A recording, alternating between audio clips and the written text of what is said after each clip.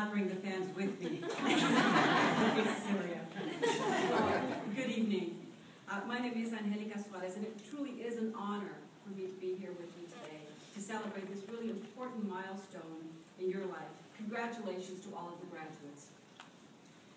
I truly applaud your commitment to this profession, which is education. The significant impact that you have on the future of students at all levels of the educational system. You can now live a guilt-free, maybe weekend, without having to forego that movie you've been wanting to watch, or maybe reading that new book, and I'm not talking about an academic journal, or maybe going out to dinner with friends. We know that guilt that follows us when you're not working on your thesis, your dissertation, or that paper. No more staring at that blank screen on that computer, hoping for that chapter, that brilliant chapter you want to write. And no more hoping that your advisor, that they run out of that red ink and providing you with that constructive criticism in your drafts. Enjoy your success. You certainly have earned it. I was asked to be here today to share my story. So I'm going to take you on following Dr. Kitchen's advice, on a short journey to share my experiences that have led me to be here with you today. My story began when I was 3 years old, an immigrant child, watching my parents struggle in this country after leaving their homes and families in Mexico in search for a better life. My dreams were shaped by the immigrant experience. I dreamed that one day I would have a career that I loved, something that made the difference in the lives of others who, like my parents, often did not have a voice. That I would be able to have the knowledge and the verbal skills to help support others who may not be able to help themselves, like my parents. But I never imagined that I would be here as your keynote speaker, sharing my story like your story, or maybe the story of many of your family members. I never imagined that I would have an opportunity to serve as a vice president of student affairs at Southwestern College. I never dreamed that I would be among the very small number of Latina women earning a doctoral degree. And I know we have the vice president of research here, so we will not ask what that number is. Yet here I am, a true believer in what Jaime Escalante espoused when he was talking to his students. The day someone quits school, he is condemning himself to a future of poverty. You know Jaime Escalante, he was a renowned educator who believed in teaching students who were unteachable, and he taught them calculus. Passed away last year, 2 years ago. But I'm getting ahead of myself. Let me tell you a story of how I came to be here today through many struggles, fears, frustrations, and a lot of bumps along the road. Yet a very strong commitment to my education, my family, my community, and with a spirit of resilience, faith, and inner strength. I am the eldest daughter of two hardworking parents who immigrated to the United States when I was 3 years old, from a very small town in the state of Jalisco, Mexico. My father came to this country in the 1960s through the Bracero program in California, where he served as a temporary worker, harvesting crops in Stockton and Imperial Valley. My mother and I joined him in the 1970s with one bag, no money, and yet rich with dreams of a better life in this country with my father. My family grew. We were a family of 8, living in a small house in a poor Latino neighborhood in Los Angeles. Although my parents did not have a plan for their journey into the United States, they knew they wanted to provide better opportunities for their children than those that they had experienced in their country. My parents' educational background, my mother laughs. She says that she went to second grade, she achieved a second grade education, although my father will say that he achieved a third grade education in Mexico. So being the eldest of 6 children and the first to learn to speak English, I had the opportunity of being my parents' voice in the English-speaking community. This experience was very frustrating and very difficult because I was not very familiar with the English language. I was expected to take care of many things that were very complicated for an 8-year-old child. I recall in elementary school, I had a very difficult time learning to speak English, which of course results in kids ridiculing you. Of course, I'd end up in the principal's office crying, wanting to go home. My favorite time was when I got home and I could be with my entire family. Of course, everybody spoke Spanish. But the problem remained with my lack of ability to speak English.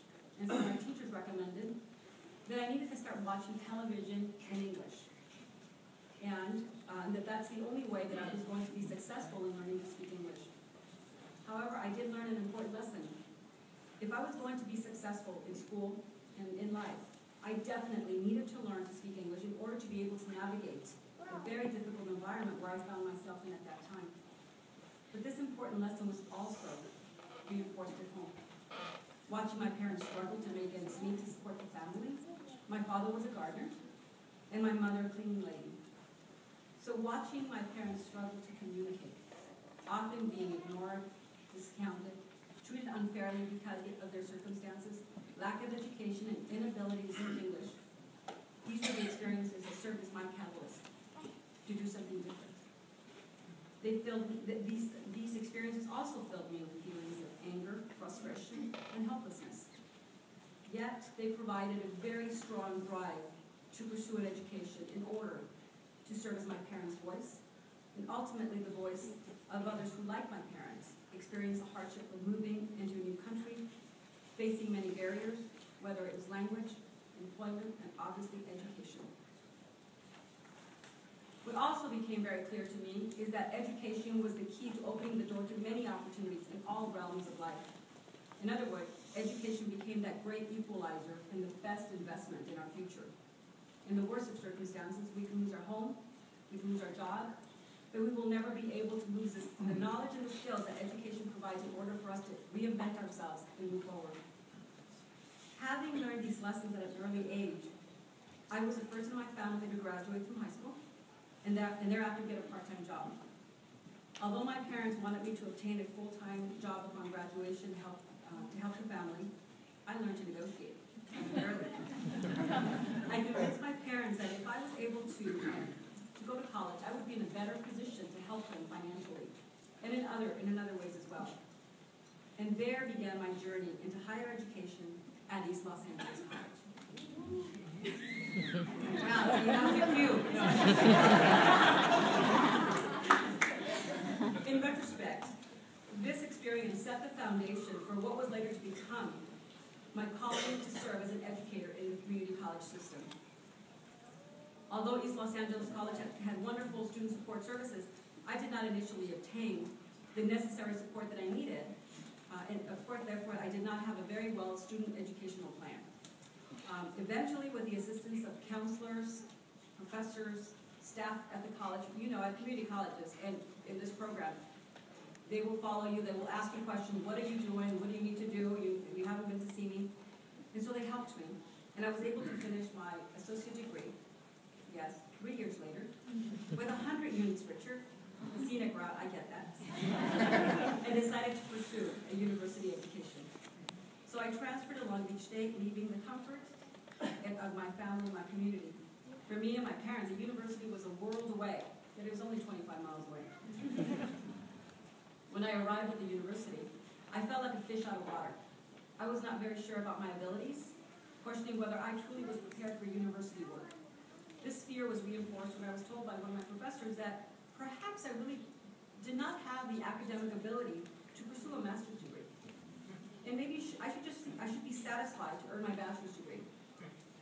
This comment only served to motivate me to prove him, but more importantly, to prove to myself that this was not the case, and that I was going to succeed. Once again, I worked hard, and I was successful with the help of others who, like me, had traveled and had walked in my shoes.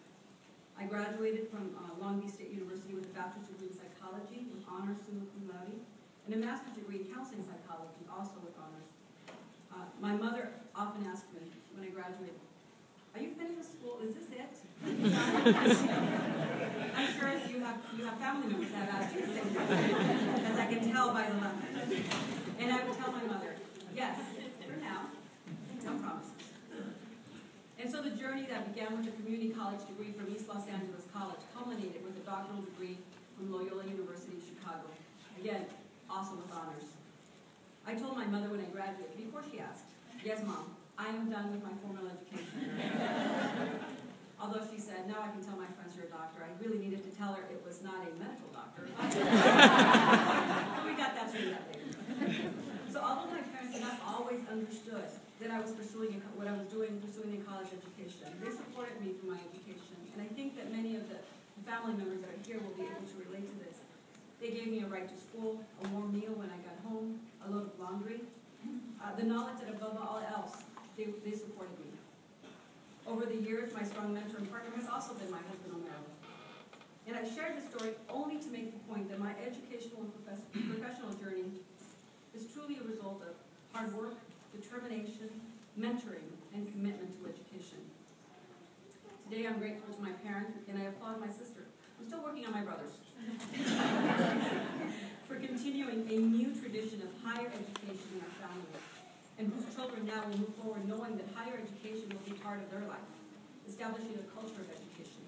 Today, my sister Sylvia is here.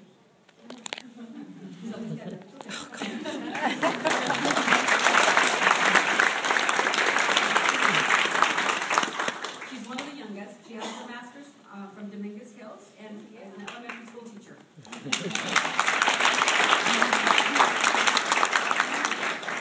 So coming full circle in this journey that started with a dream and turned into a reality, I am honored to serve in the capacity of Vice President of Student Services at Southwestern College in Chula Vista, ensuring that the students, the 20,000 students that we have at the college, like me, that I also serve as their voice, that they have the support that they need to achieve their dreams so that they someday, too, will be encouraging others to follow in their footsteps.